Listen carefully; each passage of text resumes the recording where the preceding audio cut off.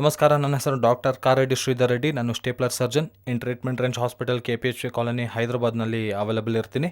ಅಸಲಿಗೆ ಫೈಮೋಸಿಸ್ ಅಂದರೆ ಏನು, ಫೈಮೋಸಿಸ್ನಿಂದ ಯಾವ ರೀತಿಯಾದ ಪ್ರಾಬ್ಲಮ್ಸ್ ಬರುತ್ತೆ, ಇದಕ್ಕೆ ಲೇಟೆಸ್ಟ್ ಸ್ಟೇಪ್ಲರ್ ಸರ್ಜರಿ ಏನು, ನಮ್ಮ ಟ್ರೀಟ್ಮೆಂಟ್ ರೇಂಜ್ ಹಾಸ್ಪಿಟಲ್ನಲ್ಲಿ ಬೇರೆ ಸ್ಟೇಪ್ಲರ್ಸ್ ಜೊತೆ ಹೋಲಿಸಿದ್ರೆ ನಾವು ಯಾಕೆ ಅಡ್ವಾನ್ಸ್ಡ್ ಅನ್ನೋದನ್ನು ನಾವು ಇವತ್ತು ಬ್ರೀಫ್ ಆಗಿ ನಿಮಗೆ ತಿಳಿಸ್ಕೊಡ್ತೀವಿ.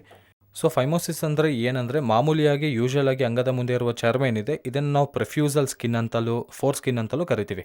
ಸೊ ಪುರುಷರಲ್ಲಿರೋ ಅಂಗದ ಮುಂದೆ ಇರುವ ಚರ್ಮ ಏನಿದೆ, ಮೇಲಿರುವ ಚರ್ಮ ಈ ರೀತಿಯಾಗಿ ಸ್ಟ್ರೈಟ್ ಆಗಿರುತ್ತೆ, ಕೆಳಗಿರೋ ಚರ್ಮ ಮಾತ್ರ ಇಲ್ಲ ಅಟ್ಯಾಚ್ ಆಗಿರುತ್ತೆ, ಈ ರೀತಿಯಾಗಿ ಮುಂದೆ ಹೋಗಿರುತ್ತೆ. ಇದನ್ನೇ ನಾವು ಅಟ್ಯಾಚ್ಮೆಂಟ್ನೇ ನಾವು ಫ್ರೆನ್ಯುಲಮ್ ಅಂತ ಕರಿತೀವಿ. ಫ್ರೆನ್ಯುಲಮ್ ಇದೊಂದು ಜಸ್ಟ್ ಸ್ಕಿನ್ ಅಟ್ಯಾಚ್ಮೆಂಟ್, ಕೆಳಗೆ ಮಾತ್ರ ಇರುತ್ತೆ, ಮೇಲೆ ಇರೋದಿಲ್ಲ, ಮೇಲೆ ಫ್ರೀ ಆಗಿರುತ್ತೆ. ಸೊ ಯೂಶುವಲ್ ಆಗಿ ಎಲ್ರಿಗೂ ಏನಂದರೆ ಈ ಚರ್ಮ ಏನಿದೆ ಇದನ್ನು ಹಿಂದೆ ಕೆಳದಾಗ ಫ್ರೀ ಆಗಿ ಬರುತ್ತೆ. ಎಷ್ಟು ಫ್ರೀಯಾಗಿ ಬರಬೇಕು ಅಂದರೆ ಯಾವುದೇ ರೀತಿ ರಿಸ್ಟ್ರಿಕ್ಷನ್ಸ್ ಇಲ್ದಂಗೆ, ಯಾವುದೇ ರೀತಿ ಪೇಯ್ನ್ ಇಲ್ಲದೆ, ಯಾವುದೇ ರೀತಿ ನೋವಿಲ್ಲದೆ, ಯಾತನೆ ಇಲ್ಲದೆ ನಾವು ಹಿಂದೆ ಕೆಳದಾಗ ಫ್ರೀಯಾಗಿ ಬರಬೇಕು. ಇದನ್ನು ನಾವು ನಾರ್ಮಲಾಗಿ ಕನ್ಸಿಡರ್ ಮಾಡ್ತೀವಿ. ತುಂಬ ಜನಕ್ಕೆ ಏನಾಗುತ್ತೆ ಅಂದರೆ ಹುಟ್ಟಿದಾಗ ಆಗಿರ್ಬೋದು, ಮಧ್ಯದಲ್ಲಿ ಆಗಿರ್ಬೋದು, ಎನಿ ಟೈಮ್ನಲ್ಲಿ ಆಗಿರ್ಬೋದು, ಈ ಚರ್ಮ ಏನಿದೆ ಇದು ಟೈಟ್ ಆಗೋಗುತ್ತೆ, ಹಿಂದಕ್ಕೆ ಬರೋದಿಲ್ಲ. ಕೆಲವ್ರಿಗೆ ಇಲ್ಲಿವರೆಗೂ ಹಿಂದಕ್ಕೆ ಬರುತ್ತೆ, ಇನ್ನು ಕೆಲವ್ರಿಗೆ ಹಿಂದಕ್ಕೆ ಬರೋದೇ ಇಲ್ಲ, ಕೆಲವ್ರಿಗೆ ಹಿಂದಕ್ಕೆ ಎಳೆದಾಗ ಇಲ್ಲಿ ಸ್ಟಕ್ ಆಗೋಗುತ್ತೆ. ಸೊ ಹೀಗೆ ಏನಾದರೂ ಪೇಯ್ನ್ಫುಲ್ ಆಗಿ ಬರೋದು ಅಥವಾ ಸ್ವಲ್ಪವೂ ಬರದೇ ಇರೋದನ್ನು ನಾವು ಹೀಗಾಗಿ ಫೈಮೋಸಿಸ್ ಅಂತೀವಿ.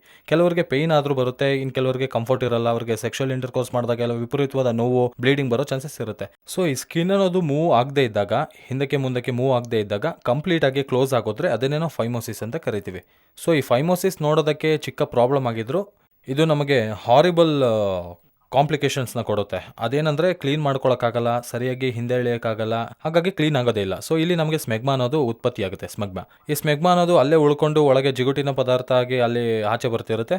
ಹಾಗೆ ಗಟ್ಟಿಯಾಗಿ ಅಂಟ್ಕೊಳ್ಳೋದ್ರಿಂದ ಫೌಲ್ ಸ್ಮೆಲ್ ಬರುತ್ತೆ, ನವೆ ಆಗೋದು, ಈ ಥರದ್ದೆಲ್ಲ ಆಗ್ತಿರುತ್ತೆ. ಸೊ ಕ್ಲೀನ್ ಮಾಡ್ಕೊಳಕ್ಕಾಗಲ್ಲ. ಎರಡನೇದಾಗಿ ಮುಖ್ಯವಾಗಿ ಇಂಪಾರ್ಟೆಂಟ್ ಏನಂದರೆ ಇಂಟರ್ಕೋರ್ಸ್ ಮಾಡೋಕ್ಕಾಗಲ್ಲ. ಹೀಗೆ ಕಂಪ್ಲೀಟಾಗಿ ಬಂದಾಗೋದಾಗ ಇಂಟರ್ಕೋರ್ಸ್ಗೆ ಕಷ್ಟ ಆಗುತ್ತೆ. ಇದರಿಂದ ಪೇಯ್ನ್ ಜಾಸ್ತಿ ಆಗೋಗೋದು, ಎರೆಕ್ಟೈಲ್ ಡಿಸ್ಫಂಕ್ಷನ್, ಅಂಗಸ್ತಂಭನ ಇಶ್ಯೂಸ್ ಬರೋದು, ಆ ಪೇಯ್ನಿಂದ ಅಂಗಸ್ತಂಭನ ಇಶ್ಯೂಸ್ ಬರೋದಲ್ಲದೆ ಇಲ್ಲಿ ಕಟ್ಟಾಗಿ ಬ್ಲೀಡಿಂಗ್ ಆಗೋ ಅವಕಾಶಗಳು ಕೂಡ ಇರುತ್ತೆ.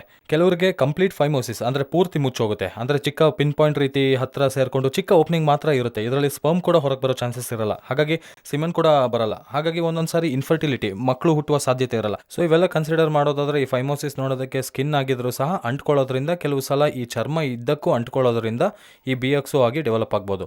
ಈ BXO ಡೆವಲಪ್ ಆಗಿ ಕೆಲವು ಸಲ ಕ್ಯಾನ್ಸರ್ ಆಗಿ ಕೂಡ ಕನ್ವರ್ಟ್ ಆಗೋ ಚಾನ್ಸಸ್ ಇರುತ್ತೆ. ಇಷ್ಟು ಡೇಂಜರಸ್, ನೋಡೋದಕ್ಕೆ ಚಿಕ್ಕ ಚರ್ಮ ಆಗಿದ್ರು ಇಷ್ಟು ಕಾಂಪ್ಲಿಕೇಶನ್ಸ್ ಇರುತ್ತೆ.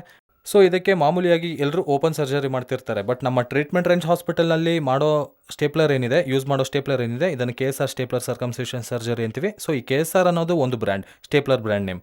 ಈ ಸ್ಟೇಪ್ಲರ್ನಲ್ಲಿ ನಾವು ಏನು ಮಾಡ್ತೀವಿ ಅಂದರೆ ಇಲ್ಲಿವರೆಗೂ ಚರ್ಮನ ತೆಗೆದು ಹಾಕ್ತೀವಿ. ಸೊ ಯೂಶುವಲ್ ಆಗಿ ಕಟ್ಟಿಂಗ್, ಕುಯ್ಯೋ ಮೆಥಡಲ್ಲಿ ಏನಾಗುತ್ತೆ ಅಂದರೆ ಕಟ್ ಮಾಡಿ ನಮಗೆ ಹೊಲಿಗೆ ಇಲ್ಲಿವರೆಗೂ ಹಾಕ್ತಾರೆ, ಅಂದರೆ ಇದ್ರ ಮೇಲೆ ಹಾಕ್ತಾರೆ. ಹೊಲಿಗೆ ಇದ್ರ ಮೇಲೆ ಬೀಳೋದ್ರಿಂದ ಏನಾಗುತ್ತೆ ಅಂದರೆ ನೋಡೋದಕ್ಕೆ ಚೆನ್ನಾಗಿರಲ್ಲ, ಒಳ್ಳೆ ಕಾಸ್ಮೆಟಿಕ್ ರಿಸಲ್ಟ್ಸ್ ಇರೋದಿಲ್ಲ. ಎರಡನೇದು ಡೈಲಿ ಡ್ರೆಸ್ಸಿಂಗ್ಸ್ ಮಾಡ್ಕೋಬೇಕು, 10-15 ದಿನ ಬೆಡ್ ರೆಸ್ಟ್ ಇರಬೇಕು, ಸ್ಯೂಚರ್ ರಿಮೂವ್ಗೆ ಬರ್ತಾ ಇರಬೇಕು, ಒಳಗಿನಿಂದ ಕ್ಯೂಸ್ ಬರ್ತಾ ಇರುತ್ತೆ, ಇವೆಲ್ಲ ಕಾಂಪ್ಲಿಕೇಶನ್ಸ್ ಇರುತ್ತೆ. ಬಟ್ ನಮ್ಮ ಸರ್ಕಮ್ಸಿಷನ್ ಸರ್ಜರಿನಲ್ಲಿ ಏನಂದರೆ ಸ್ಟೇಪ್ಲರ್ ಮಾಡ್ತೀವಿ ಅಂದರೆ KSR ಸ್ಟೇಪ್ಲರ್ನಲ್ಲಿ ನಾವೇನು ಮಾಡ್ತೀವಿ ಅಂದರೆ ಇಲ್ಲಿವರೆಗೂ ಚರ್ಮನ ಕಟ್ ಮಾಡ್ತೀವಿ. ಇದರಲ್ಲಿ ಕುಯ್ಯೋದು ಹೊಲಿಯೋದು ಏನೂ ಇರಲ್ಲ, ಜಸ್ಟ್ ಪಿನ್ಸ್ ಮೆಥಡ್. ಅಲ್ಲಿ ಸ್ಯೂಚರ್ ಹಾಕೋ ರೀತಿಯಲ್ಲಿ ಇಲ್ಲಿ ನಾವು ಪಿನ್ ಮೆಥಡ್ನ ಯೂಸ್ ಮಾಡ್ತೀವಿ. ಈ ಪಿನ್ಸ್ ಹಾಕೋದ್ರಿಂದ ಏನಾಗುತ್ತೆ ಅಂದರೆ ನಮಗೆ ಪಿನ್ಸ್ ಇಲ್ಲಿ ಬೀಳುತ್ತೆ, ಹಾಗಾಗಿ ಈ ಗ್ಯಾಪ್ ಏನಿದೆ ಇದು ಕಾಸ್ಮೆಟಿಕ್ ರಿಸಲ್ಟ್ಸ್ ಕೊಡುತ್ತೆ. ಸೊ ಈ ಗ್ಲ್ಯಾನ್ಸ್ ಅಂತೀವಿ, ಮುಂದೆ ಇರುವ ಹೆಡ್ ಭಾಗವನ್ನು. ಗ್ಲ್ಯಾನ್ಸ್ಗೆ 1 ಸೆಂಟಿಮೀಟರ್ 2 ಸೆಂಟಿಮೀಟರ್ ಬ್ಯಾಕ್ ಪಿನ್ಸ್ ಹಾಕೋದ್ರಿಂದ ಅಲ್ಲಿ ನೋಡೋದಕ್ಕೆ ಕಾಸ್ಮೆಟಿಕ್ ರಿಸಲ್ಟ್ಸ್ ಕೂಡ ಬರುತ್ತೆ. ಯಾವುದೇ ರೀತಿ ಪೇಯ್ನ್ ಇರಲ್ಲ, ಯಾವುದೇ ರೀತಿ ಬ್ಲೀಡಿಂಗ್ ಇರಲ್ಲ, ಯಾವುದೇ ಥರ ಊತ ಬರಲ್ಲ. And patient within half an ಅವರ್ನಲ್ಲಿ ಡಿಸ್ಚಾರ್ಜ್ ಮಾಡ್ಕೋಬೋದು, ಜಸ್ಟ್ ಲೆಸ್ ದೆನ್ 5 ಮಿನಿಟ್ಸ್. ಅಂದರೆ 5 ಮಿನಿಟ್ಸಲ್ಲಿ ಸರ್ಜರಿ ಮಾಡಿ 30 ಮಿನಿಟ್ಸ್ನಲ್ಲಿ ಡಿಸ್ಚಾರ್ಜ್ ಮಾಡಿ ಕಳಿಸ್ತೀವಿ. ಆ್ಯಂಡ್ ಮೋಸ್ಟ್ ಇಂಪಾರ್ಟೆಂಟ್ ಏನಂದರೆ ಇಲ್ಲಿ patient same day same time after 30 minutes ನಂತರ ಡೈರೆಕ್ಟ್ ಆಫೀಸ್ಗೆ ಹೋಗ್ಬೋದು, ಮನೆಗೆ ಹೋಗೋ ಅವಶ್ಯಕತೆ ಇರೋದಿಲ್ಲ. ಡೈರೆಕ್ಟ್ ಆಫೀಸ್ಗೆ ಹೋಗ್ಬೋದು, ಅಂದರೆ ಲಂಚ್ ಬ್ರೇಕ್ನಲ್ಲಿ ಮಾಡಿಸ್ಕೊಳ್ಳೋ ರೀತಿ ಸಿಂಪಲ್ ಸರ್ಜರಿ. ನೋಡೋದಕ್ಕೆ ಕಾಂಪ್ಲಿಕೇಟೆಡ್ ಸರ್ಜರಿ ಅನಿಸಿದ್ರು, ಬಟ್ KSR ಬ್ರ್ಯಾಂಡ್ ಬಳಸೋದ್ರಿಂದ, KSR ಬ್ರ್ಯಾಂಡ್ನಿಂದ ಅದರಲ್ಲಿರೋ ಸಿಲಿಕಾನ್ ರಿಂಗ್ ಏನಿದೆ ಅದು ಪಿನ್ಸ್ ಡೈರೆಕ್ಟ್ ಆಗಿ ಸ್ಕಿನ್ಗೆ ಬೀಳದೆ ಮಧ್ಯದಲ್ಲಿ ಸಿಲಿಕಾನ್ ರಿಂಗ್ ಇಟ್ಟಿರ್ತೀವಿ. ಆ ಸಿಲಿಕಾನ್ ರಿಂಗ್ ಏನಿದೆ ಇದು ಪೇಟೆಂಟ್ ರೈಟ್ಸ್ ಮಾಡಿದ್ದೀವಿ ನಮ್ಮ KSRಗೆ ಅಂಡ್ ಟ್ರೀಟ್ಮೆಂಟ್ ರೇಂಜ್ ಹಾಸ್ಪಿಟಲ್ಗೆ. ಸೊ ಅಲ್ಲಿ ಸಿಲಿಕಾನ್ ರಿಂಗ್ ತುಂಬ ಸಾಫ್ಟ್ ಆಗಿರುತ್ತೆ, ಸೇಮ್ ಲೈಕ್ ಸ್ಕಿನ್ ರೀತಿ ಇರುತ್ತೆ.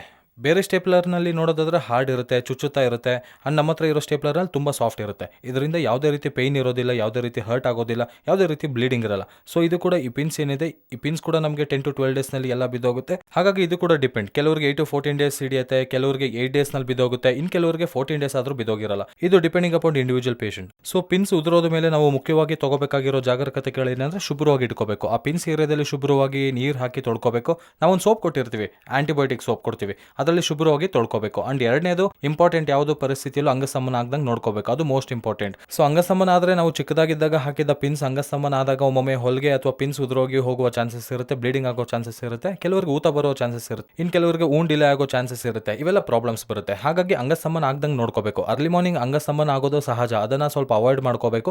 ಸೊ 3 or 4 ಹಾಗೆ 1 hour ಒಂದೊಂದ್ಸಲ ಎದ್ದು ಅಲಾರಾಮ್ ಇಟ್ಕೊಂಡು ಎದ್ದೊಳಬೇಕು. ಯಾಕಂದ್ರೆ ಪ್ರತಿಯೊಬ್ಬರಿಗೂ ಅಂದ್ರೆ ಪ್ರತಿ ಪುರುಷರಿಗೂ ದಿನಕ್ಕೆ 5 to 6 ಎಪಿಸೋಡ್ಸ್ ಆಫ್ ಎರೆಕ್ಷನ್ಸ್ ಅನ್ನೋದು ಕಾಮನ್. ಸೊ ಆ 5 to 6 ಎಪಿಸೋಡ್ಸ್ ಆಫ್ ಎರೆಕ್ಷನ್ ನಾವು ಅವಾಯ್ಡ್ ಮಾಡಬೇಕು. ಅಂದ್ರೆ ಫ್ರೀಕ್ವೆಂಟ್ ಆಗಿ ಎದ್ದೊಳಬೇಕು. ಎದ್ದು ಆ ಕಡೆ ಈ ಕಡೆ ಒಂದು 5 to 10 minutes ಸ್ಪೆಂಡ್ ಮಾಡಿದ್ರೆ ಎರೆಕ್ಷನ್ಸ್ ಕಡಿಮೆ ಆಗುತ್ತೆ. ಯಾಕಂದ್ರೆ ಆ ಟೈಮ್ನಲ್ಲಿ ಹಾರ್ಮೋನ್ಸ್ ಲೆವೆಲ್ಸ್ ಜಾಸ್ತಿ ಇರುತ್ತೆ. ಸೊ ಮೂರನೇದು ಮುಖ್ಯವಾದ ಇಂಪಾರ್ಟೆಂಟ್ ಏನಂದ್ರೆ ನೋ ಇಂಟರ್ಕೋರ್ಸ್. ಅಟ್ಲೀಸ್ಟ್ 1 month ವರೆಗೂ ಯು ಶುಡ್ ಅವಾಯ್ಡ್ ಇಂಟರ್ಕೋರ್ಸ್. ಅಸಲಿಗೆ ಇಂಟರ್ಕೋರ್ಸ್ ಮಾಡಲೇಬಾರ್ದು. ಸೊ ಈ 3 ಜಾಗ್ರತೆಗಳನ್ನ ನೀವು ತಗೊಂಡಿದ್ದೆ ಆದ್ರೆ ಅಸಲಿಗೆ ಸರ್ಜರಿ ಆದ ಅನುಭವನೇ ಇರಲ್ಲ, ಅಷ್ಟು ಸಿಂಪಲ್ ಆಗಿ ಸರ್ಜರಿ ಆಗೋಗುತ್ತೆ. ಸಹಜವಾಗಿ ನೀವು ನಿಮ್ಮ ಕೆಲಸ ಮಾಡ್ಕೋಬಹುದು. ಈ ರೀತಿ ಫೈಮೋಸಿಸ್ ಪ್ರಾಬ್ಲಮ್ಸ್ ಇದ್ರೆ ತಪ್ಪದೆ ನನ್ನ ಟ್ರೀಟ್ಮೆಂಟ್ ರೇಂಜ್ ಹಾಸ್ಪಿಟಲ್ನಲ್ಲಿ ಅವೈಲೇಬಲ್ ಇರ್ತೀನಿ, ನನ್ನ ಟೀಮ್ ಅವೈಲೇಬಲ್ ಇರುತ್ತೆ. ಸೊ ಯಾರಿಗಾದ್ರೂ ಸರಿ ಫೈಮೋಸಿಸ್ ಇದ್ರೆ KSR ಸ್ಟೇಪ್ಲರ್ ಬಳಸಿ ಇದಕ್ಕೆ ಸರ್ಕಮ್ಸಿಷನ್ ಮಾಡಿಸ್ಕೊಂಡು 100% ಕ್ಯೂರ್ ಮಾಡ್ಕೋಬಹುದು ವಿತೌಟ್ ಪೇನ್, ಯಾವುದೇ ರೀತಿಯಾದ ನೋವಾಗದೆ. Thank you very much.